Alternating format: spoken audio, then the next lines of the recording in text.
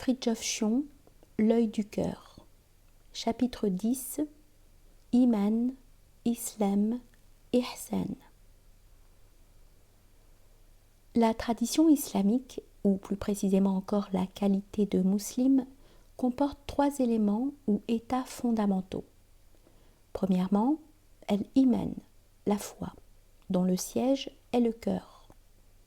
Deuxièmement, al-islam, l'abandon ou la soumission à la volonté divine, attitude qui englobe tout l'individu, y compris sa limite corporelle, et plus particulièrement les facultés de sensation et d'action. Et troisièmement, al-ihsan, la vertu, le mot arabe comprenant à la fois un sens d'action et de beauté, qui consiste en la progression qualitative des 2 éléments précédents. Ceux-ci sont a priori et d'après l'interprétation ordinaire du domaine de la sharia, la route, c'est-à-dire la loi extérieure. Quant à l'ihsan, il s'identifie dans le langage des soufis au tasawwuf, l'ésotérisme même. Il est comme la vie des 2 autres états qu'il pénètre et qu'il qualifie, et qu'il universalise ainsi jusqu'à la réalisation de leur sens le plus profond. Mais ils sont alors envisagés eux-mêmes d'une manière qui ne relève plus du domaine exotérique, puisque les possibilités de celui-ci se limitent à l'ordre individuel.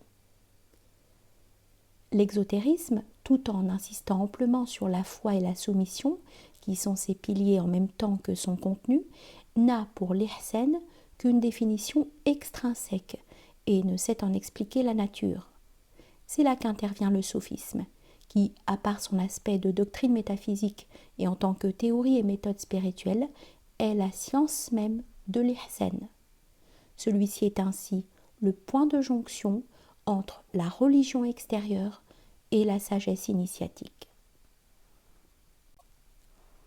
Considérons maintenant, avant de revenir à l'ihsan, ce que sont l'iman et l'islam dans leur signification profonde. Nous venons de rendre le premier de ces termes par foi et le second par soumission. La foi est le consentement à une idée. Mais ce consentement est, au moins en partie, de nature extra-intellectuelle et concerne moins les idées pures que les formes dont elles peuvent se revêtir, c'est-à-dire les affirmations plutôt que les vérités. Le consentement religieux ne peut comporter une assimilation profonde par l'intellect, car une telle compréhension ne saurait être exigée de tous les membres d'une collectivité totale.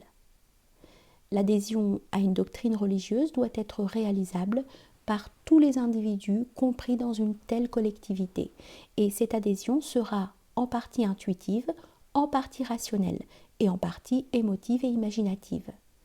Ce qui revient à dire qu'elle sera relativement passive et inconsciente, comme la collectivité elle-même. Quant au sage, il représente, par son originalité intellectuelle et l'incommunicabilité de sa connaissance, une perspective ou une vision qui, conformément à son objet suprême, est unique et indépendante de toutes les formes. L'iman, au sens purement spirituel, n'est plus une conscience indirecte et toute symbolique du divin, mais il est au contraire une sorte de participation immédiate et active à celui-ci. Il ne s'agit alors plus de la simple croyance en Dieu, mais véritablement d'une parcelle de la science divine elle-même, s'il est permis de s'exprimer ainsi. D'autre part, si la foi au sens ordinaire du terme est considérée comme une vertu, ce qui montre qu'elle n'est pas chose intellectuelle, il va de soi que la certitude impliquée par une connaissance, puisqu'elle porte son fruit en elle-même, ne saurait être méritoire, pas plus que ne l'est n'importe quelle évidence acquise par les facultés sensibles. Mais ceci n'enlève nullement à la connaissance sa qualité paraclétique, purificatrice et véritablement rédemptrice, idée qui est d'ailleurs contenue dans la conception de la foi qui sauve. Ici non plus, il n'est point question de mérite, puisque c'est le Christ, le Verbe, l'intellect, qui a tout expié et mérité pour nous. En tout état de cause, la perspective religieuse, qui est essentiellement morale, voit forcément une sorte de mérite dans la foi, indépendamment de la grâce. et ce qui confère à la foi son caractère méritoire et sa valeur morale, c'est précisément l'absence présupposée d'une raison objective suffisante, car il est vertueux de croire ce qu'on ne voit pas, tandis que la connaissance, au contraire, est à elle-même sa propre raison d'être. Ceci ne veut point dire que la connaissance soit toujours directe, sous tous les rapports, car il est clair qu'elle comporte des degrés, puisque, s'il n'en était pas ainsi, rien ne la distinguerait de son essence ultime. L'existence de différents degrés initiatiques, tartib et tasawuf, est d'ailleurs bien connue. Mais si la connaissance peut être à certains égards indirecte, comme c'est par exemple le cas pour la compréhension théorique, elle l'est cependant d'une toute autre façon que la foi, pour autant que celle-ci est envisagée sous son aspect ordinaire et psychique. Toute connaissance est objective et statique par définition, tandis que la foi, qui est une fonction intellectuelle de l'amour, sera toujours subjective et dynamique. On pourrait s'étonner que ce soit le terme d'islam et non celui d'iman qui ait servi de dénomination à la tradition musulmane. Mais il faut remarquer que si en principe l'idée est plus que son application, il n'en va pas de même au point de vue de la manifestation, où l'application au contraire enveloppe pour ainsi dire l'idée. Dans l'état d'islam, nous pouvons discerner 3 degrés. Premièrement, l'islam naturel, qui est la conformité nécessaire, passive et inconsciente des choses à leur cause ontologique, et en vertu de laquelle tout être contingent est musulman, c'est-à-dire soumis. Deuxièmement, l'islam intentionnel, volontaire et libre, qui se traduit par une conformité rituelle et morale à la législation sacrée et qui concerne ceux qui sont soumis, muslimoun, par leur volonté.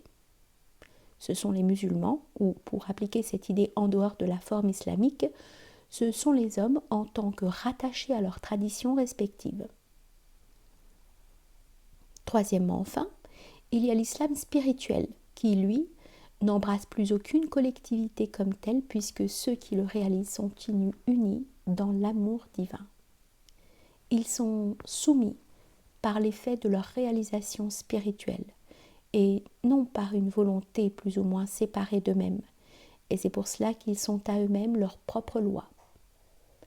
Le soufi qui est musulman en pleine connaissance de cause, et avec tout son être, réalise l'islam universel, comparable par sa perfection à l'islam naturel, mais actif et conscient et comprenant éminemment tous les modes possibles de la conformité.